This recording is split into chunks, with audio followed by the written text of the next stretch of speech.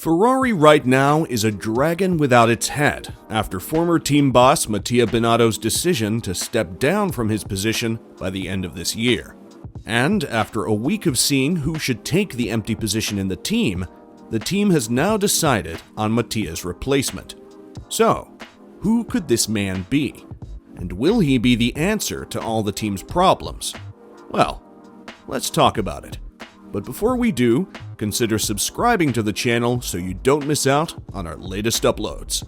Now that's out of the way, let's get started. After an up and down season, Ferrari announced in late November that Mattia Binotto will be stepping down as the team's principal after 3 seasons being at the helm. While the team did not win a title under Binotto's leadership, that team has made great strides to get back to the front and be a worthy competitor. But in a racing country like Italy, almost is never enough. And as the search for his replacement continues on at the time Mercedes team boss Toto Wolff was asked about the situation, the Austrian would say that Mattia held on to his position at Ferrari way longer than he had expected. Mattia and I had our moments. It's no secret over these many years, Wolff told the Beyond the Grid podcast.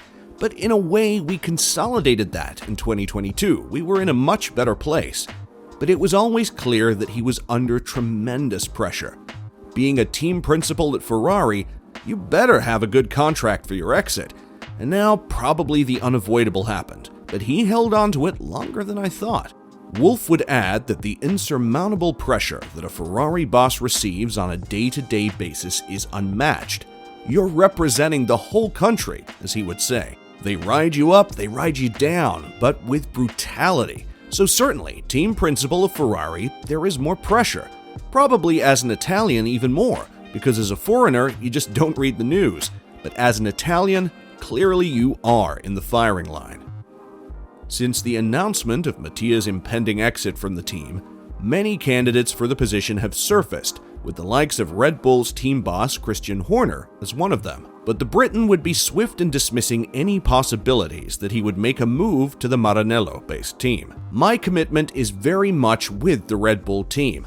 I've been there since the beginning, and we obviously have a very close attachment. I don't know the inner workings of Ferrari. It seemed to me that Mattia had done a pretty good job. They were very competitive this year. From my standpoint, stability and getting a team to work long-term delivers the best results. Toto would also reveal that he had been approached by Ferrari to be their team boss before he signed with Mercedes. Everybody who says that he wouldn't have been interested in being team principal of Ferrari just simply doesn't tell the truth, said Wolff. I have to pinch myself that Daimler gave me the opportunity of becoming a managing partner and co-shareholder. It's something that I feel tremendously proud of. But equally, if Ferrari would have come around the corner, miraculously offered me such a position, it would have been the same. And now that the team is without a clear leader at the moment, until I get to the portion of the video that reveals who they've hired, former Ferrari president Luca Di Montesimolo has taken a swipe at the team's current leader, John Elkann, saying that the company has never been as chaotic as it is right now. Luca had led Ferrari from 1991 to 2014 before he stepped down and was replaced by Sergio Marchionne, who then handed the reins to Elkann in 2019 after falling ill. And with those reins came Mattia, a Marchionne decision that Elkann has explicitly made clear that he wasn't a fan of. According to Italian journalist Leo Turini, Elkann was never a fan of having Binotto lead the team and thought that he wasn't top manager material. Luca would be asked about the recent moves that have happened in Ferrari now that the Scuderia is searching for their 5th team boss in a span of 15 years. I'm sorry about the situation at Ferrari and I'm worried, he told the Italian publication. In these moments, since I really care about Ferrari, I prefer not to comment, other than to note that it seems to me to be a company without a leader.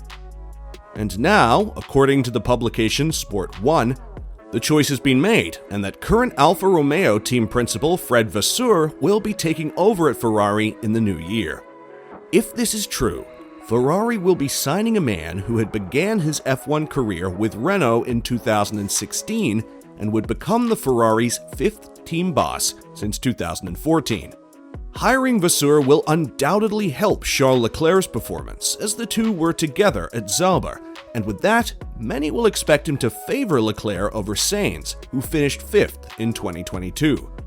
Speaking of Sainz, the Spanish driver has recently admitted that he had to copy Leclerc's driving this past season to get himself out of the hole he was in earlier in the season.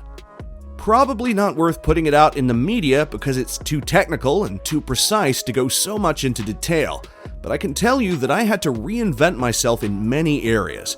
I had to copy a lot of stuff from Charles' driving.